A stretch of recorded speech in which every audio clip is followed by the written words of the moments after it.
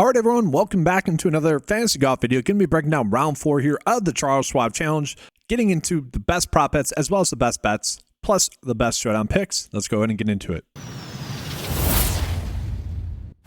All right, so I do want to start off with just taking a peek at the weather. A slight chance for some rain in the forecast. That could make the course end up playing a little bit easier, which could lead to a little bit more scoring. That is important to note. Now, will that impact who we're going to be on at all? No. Okay. The winds are pretty low as well, so we don't have to worry about that. But that is worth noting. Maybe for props betting, we're probably looking at more over bet or more under bets in terms of strokes, and then more over bets in terms of birdies or better. Worth calling out. But I do want to start off here with the showdown picks for round 4.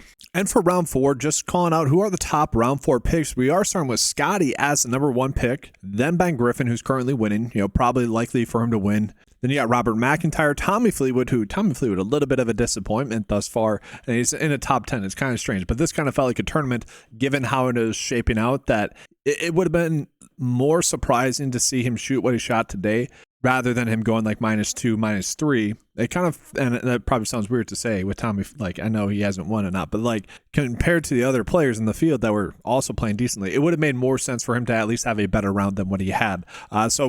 That's my long way of saying it wouldn't be shocking to see him have a good round 4 simply because he did not have a good round 3. It took a while for him to really get going in his round. Now from there, we got Akshay, Bud Colley, Ricky Fowler, Hideki, Matty Schmid. He's someone that's a little bit lower. And so that is worth calling out. Probably not going to get to him as much. And that is worth calling out the win rank, guys. So Ben Griffin, obviously, Matty, they're 1 and 2, given the fact that they're up by a decent amount of strokes. But the next player after that is going to be Scotty. So definitely interesting there. And that probably further echoes what we're looking at for showdown purposes. And that is worth looking at the current outright odds that we have. Ben Griffin. Ben Griffin was listed as a possible outright bet. So someone you wouldn't necessarily be clicking on first outright bet wise, but you would possibly be ending up on him. Data wise, he looked like a decent outright bet. And so the fact that we're getting him at 1.1 to 1, I actually don't hate that. I think you could get there.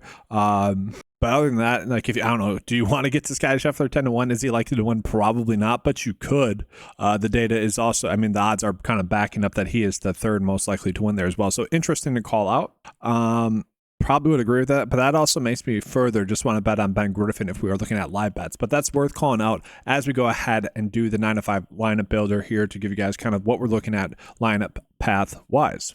And then just doing a general build here, guys, just again, so you guys can see kind of what the optimal build looks like. We're looking at JJ Spawn, Keith Mitchell, Robert McIntyre, and Olsen, Michael Kim, Doug Gim. So definitely more of a fair and balanced build. I do find it interesting that the top build did not get to Ben Griffin, although if you look at the point difference, it's 0.09 line fantasy point production difference. So definitely interesting there. I would like the second lineup a little bit better, trying to get to Ben Griffin, but I am curious. Let's take a peek at what it would look like if we were to lock in Scotty Scheffler and Ben Griffin. And it's definitely more of a studs and does build, but a little bit of fair and balanced as well. I don't know if I necessarily like that. It does almost seem like we have to be choosing between Scotty Scheffler or Ben Griffin there. So going to be up to you guys what you see fit there. So guys, now we're going to go ahead real quickly and get into some 3-ball bets, really just 1 for round 4. But just a quick recap from round 2. Obviously, I did not do a video for round 3.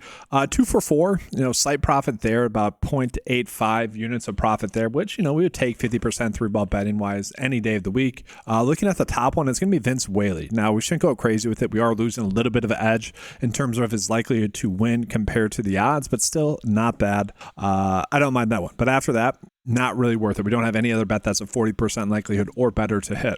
And then real quickly, going ahead and taking a peek at some head-to-head bets for round 4.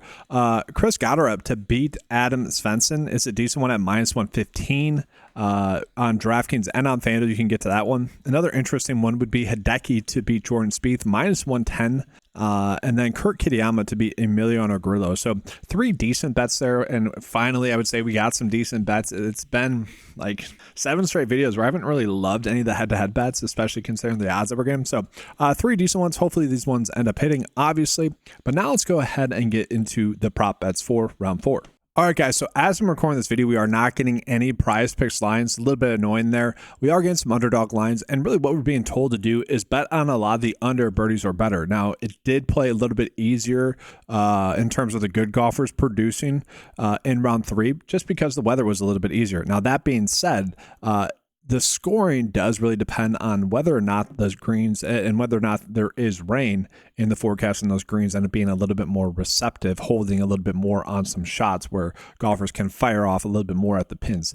Can't really control that, but I would agree we probably would be wanting to attack more of the unders here. So can't really give exactly a bet of the day out for underdog, because if we were to just simply place all these bets, we know that the payout would drastically be reduced. So we don't exactly need to do that. But if you guys like any of these bets, by all means do that. Or if you want to pair them off as 2 slip bets, you can do that there on underdog.